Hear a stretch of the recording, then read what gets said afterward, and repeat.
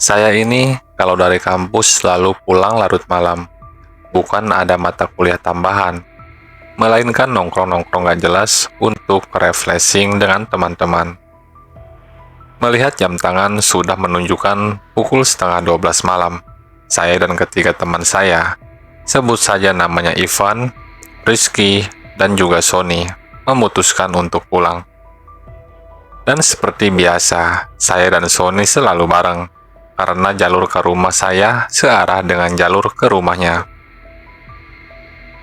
Kami berdua menggunakan sepeda motor masing-masing. Di awal perjalanan menuju pulang, kami menjalankan motor beriringan satu sama lain. Malam kali ini ditemani hujan rintik-rintik yang dinginnya cukup menembus jaket dan membuat saya menggigil begitu hebat. Tiba-tiba, Sony meminggirkan motornya dan mengajak saya untuk mampir bila ada warung nanti, karena kami memang belum makan sejak tadi siang. Setelah saya menyetujui, kita pun kembali jalan, dan saya jalan di belakang Sony.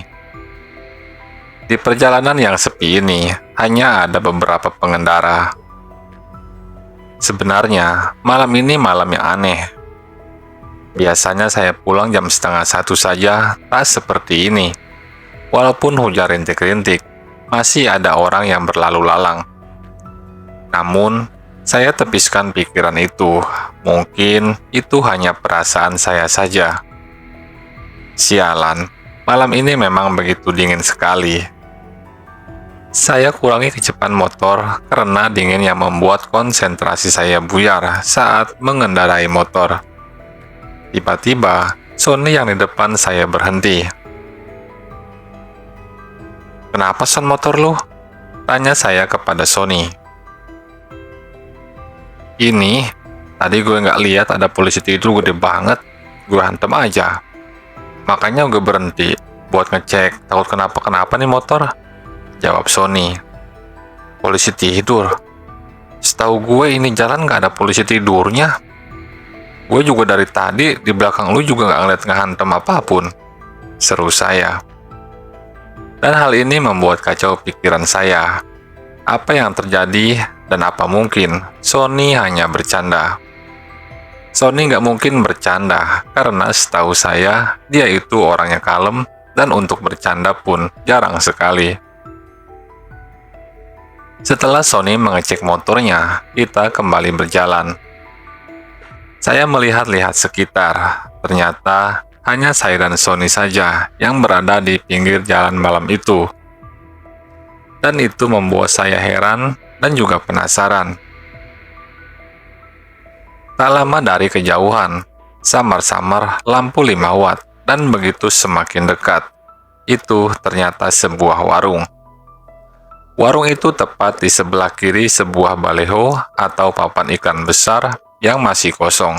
Belum ada iklan yang terpampang. Akhirnya, Sony dan saya berhenti dan mampir ke warung tersebut. Pas saya turun dari motor, tiba-tiba saya tersandung papan kilometer yang tingginya selutut dan cukup membuat kaki saya sakit. Ya sudahlah, faktor dingin dan sedikit kecapean membuat saya nggak melihat adanya papan kilometer itu. Kami berdua masuk ke warung tersebut. Tersedia bangku dan mejanya. Kami pun duduk. Setelah kami duduk, keluarlah seorang ibu-ibu dan seorang bapak. Sepertinya mereka suami istri, dan menyapa dengan ramah sambil tersenyum. "Pesan apa, Mas?" tanya ibu warung itu sambil tersenyum. "Pesan kopi 2 ya, Bu.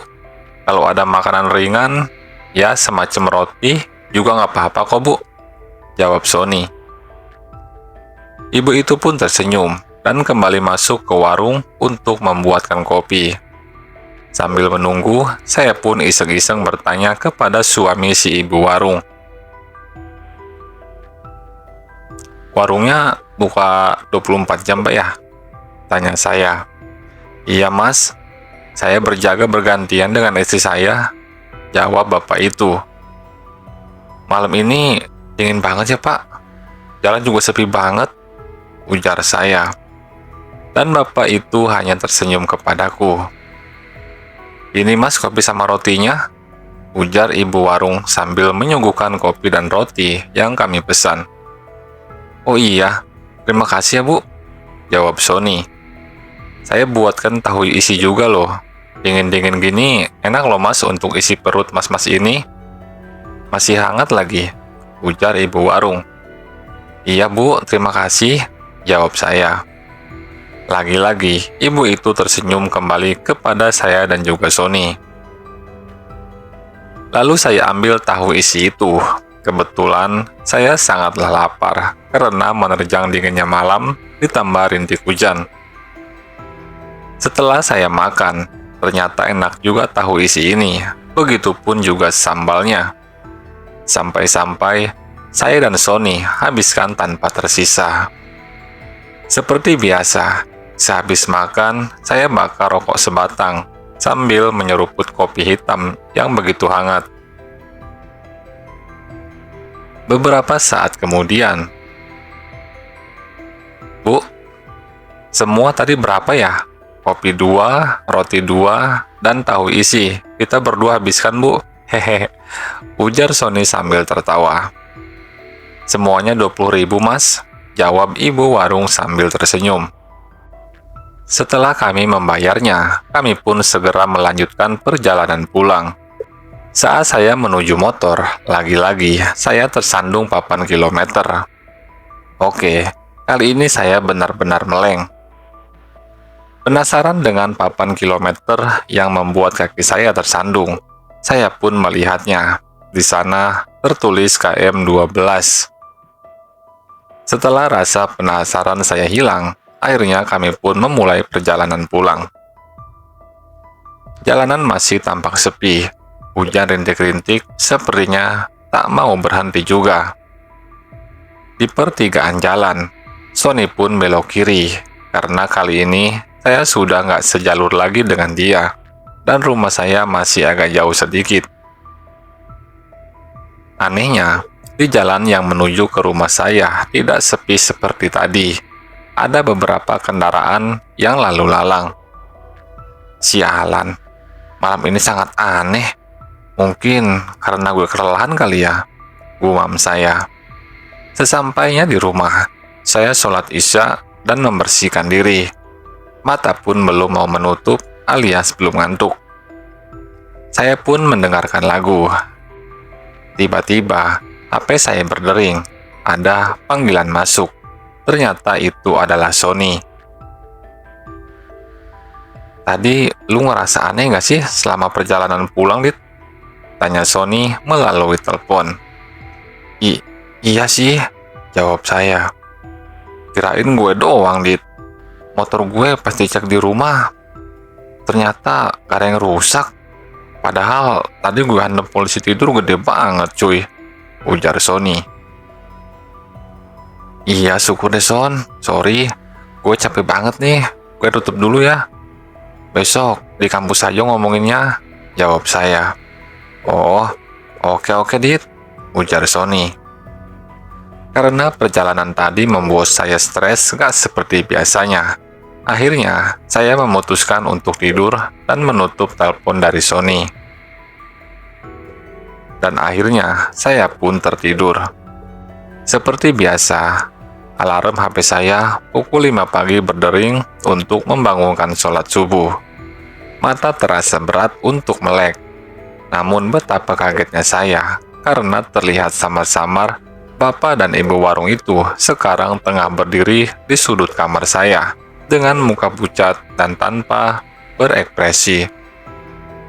Sepertinya saya antara sadar dan tidak, atau hanya berhalusinasi saja. Sialan, apaan lagi ini? Saya pun tertidur kembali dan melewatkan sholat subuh. Pagi pun menjelang, jam menunjukkan pukul 7 pagi. Saya pun bergegas untuk berangkat ke kampus.